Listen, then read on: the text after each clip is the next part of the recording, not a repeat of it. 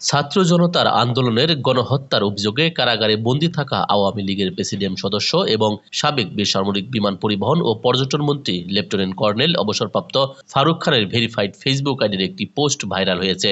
সোমবার সন্ধ্যায় আপলোড করা ওই পোস্টে আওয়ামী লীগের রাজনীতি নিয়ে তিনি বলেন, এতটুকুই বলবো, শেখ হাসিনাকে নেত্রী মেনেছিলাম, কিন্তু আজকে তার হঠকারিতার জন্যই আমাদের দলের এই পরিণতি।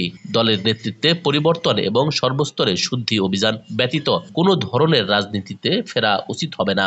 শেখ হাসিনার আওয়ামী লীগ আর চাই না, বঙ্গবন্ধুর আওয়ামী লীগ ফেরত চাই। জয় বাংলা, জয় বঙ্গবন্ধু। তবে এই বিস্ফোরক মন্তব্যের কারণে প্রশ্ন উঠেছে, কারাগারে মোবাইল ফোন ও ইন্টারনেট কিভাবে পেলেন সাবেক মন্ত্রী, নাকি তার ভেরিফাইড ফেসবুক আইডি অন্য কারো নিয়ন্ত্রণে।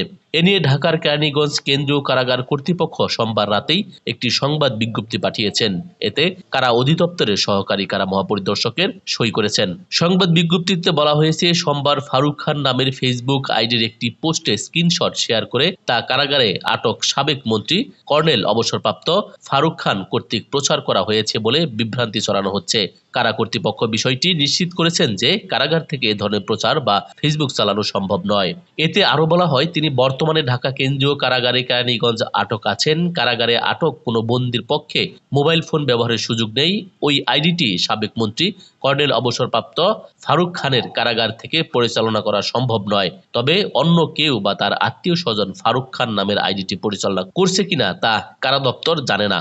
বিষয়টি অনুসন্ধান করে প্রয়োজনীয় ব্যবস্থা নেওয়ার জন্য আইনশৃঙ্খলা বাহিনীকে অনুরোধ জানানো হয়েছে। News desk, ITV Bangla.